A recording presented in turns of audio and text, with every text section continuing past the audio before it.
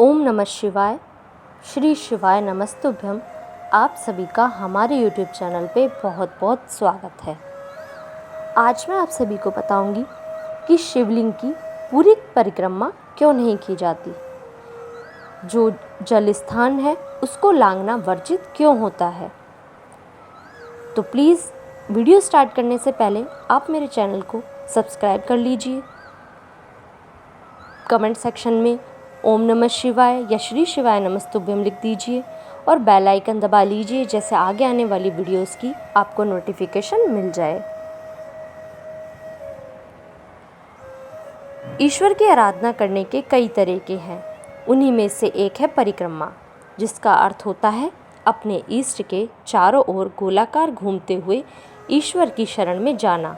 आप जिस भी चीज़ की परिक्रमा करते हैं वह हमेशा आपकी दाईं ओर होनी चाहिए। सनातन धर्म में परिक्रमा करने का बहुत महत्व माना जाता है। परिक्रमा कई तरह से की जाती है। मंदिर की परिक्रमा, किसी वृक्ष की परिक्रमा, तीर्थ स्थान की परिक्रमा, देवी देवताओं की परिक्रमा, गिरिराज परिक्रमा आदि। प्रत्येक देवी देवता की परिक्रमा करने के अलग अलग नियम होते हैं।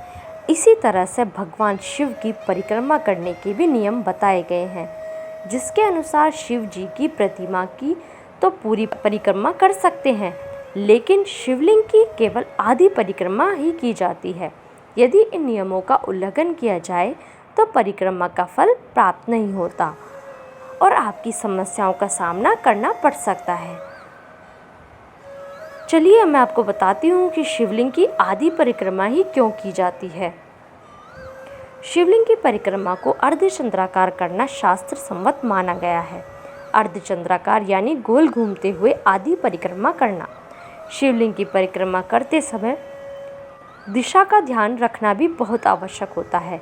शिवलिंग की परिक्रमा हमेशा बाईं ओर से आरंभ करके जलधारी तक जाकर विपरीत दिशा में लौटकर दूसरी ओर से फिर से परिक्रमा पूर्ण करें। इस बात का ध्यान रखें कि शिवलिंग की परिक्रमा कभी भी दाईं ओर से नहीं करनी चाहिए। शिवलिंग की परिक्रमा करते समय जल स्थान या जलाधारी को लांघना वर्जित होता है।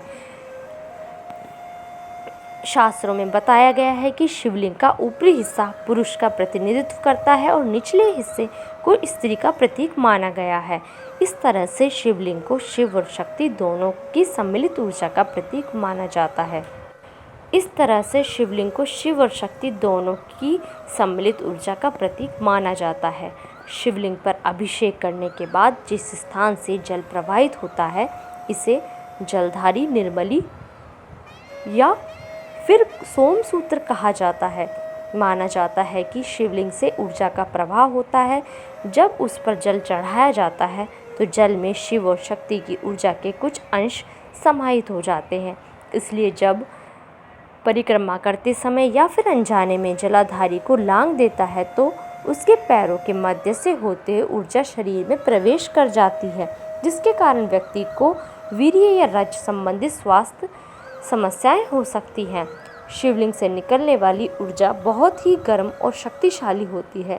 यही कारण है कि शिवलिंग के ऊपर सदैव एक कलश लगा होता है, जिससे पानी की बूंदें शिवलिंग पर गिरती रहती है। यही कारण है कि घर में शिवलिंग रखना भी वर्जित माना जाता है। इसके अलावा यदि आप घर में शिवलिंग रखते भी हैं तो उसके कई नियम और मर्यादाएं होती हैं, जिनका निर्वहन घर में करना बहुत कठिन होता है।